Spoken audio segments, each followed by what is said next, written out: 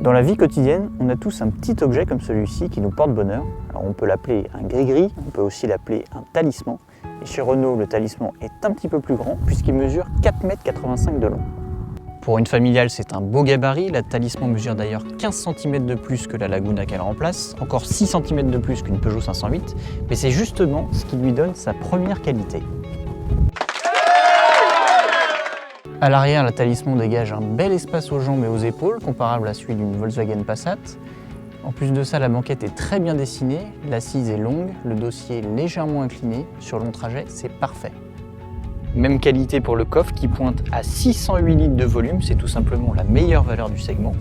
Et en plus, sur les finitions hautes, il peut s'ouvrir d'un mouvement de pied sous le bouclier. Mais le coffre magique n'est pas le seul équipement disponible dans la talisman, puisque dès la finition intense, elle propose deux séries, le freinage d'urgence automatique, le régulateur de vitesse adaptatif, l'affichage tête haute, l'alerte de franchissement de ligne, mais aussi le grand écran tactile de 8,7 pouces implanté verticalement qui commande la navigation, les connexions Bluetooth et USB, mais aussi les modes de conduite avec le fameux système Multisense. Alors, le réglage des modes de conduite prend tout son sens quand la talisman est équipée comme ici du châssis à 4 roues directrices.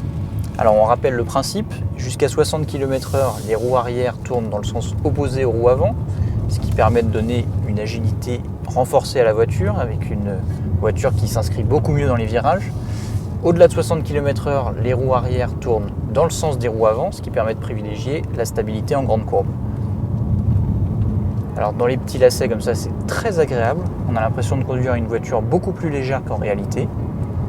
Et l'autre avantage, il se retrouve en ville, puisque les roues arrière directrices permettent de réduire le diamètre de braquage et d'améliorer la maniabilité de la voiture. Alors avec le châssis à roues arrière directrices, la talisman accueille aussi un amortissement piloté qui nous a un petit peu moins convaincus. En effet, quel que soit le mode de conduite sélectionné, confort, normal, sport, on a toujours des petits mouvements de pompage pas très agréables sur les bosses. Et malgré cet apparent moelleux, on a encore des petites trépidations sur les raccords de chaussée. Dernier petit défaut, c'est que les amortisseurs sont assez bruyants. Alors on a hâte de réessayer une talisman avec une autre montre pneumatique. Là on était en 19 pouces, ce qui peut expliquer un petit peu ce phénomène. Mais c'est vrai que c'est dommage parce qu'à côté de ça, c'est une voiture vraiment très douce à conduire, très silencieuse, bien insonorisée. La boîte robotisée à double embrayage est aussi un modèle de douceur. Alors, la talisman souffre aussi de petits défauts d'aménagement. Alors par exemple, ces deux prises USB qui peuvent être pratiques, mais elles sont placées sous un couvercle qui ne peut plus être fermé dès qu'il y a une clé qui est branchée ou qu'il y a un appareil qui est raccordé. On aurait préféré les avoir sous ce grand rangement qui pour le coup est pratique puisqu'il peut accueillir une bouteille d'eau. Et dans l'habitacle, c'est pas le seul petit défaut d'aménagement. Par exemple, à l'arrière, on a des beaux bacs de portière, mais on ne peut plus y accéder dès que la porte est fermée. Et c'est à l'image de la finition qui est un petit peu décevante par endroits, notamment dans le coffre, avec ces haut-parleurs qui ne sont absolument pas protégés. Il faudra faire attention quand on charge les valises.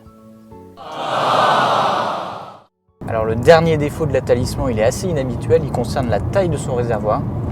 Il contient seulement 52 litres de carburant, voire 47 litres avec l'option 4 roues directrices.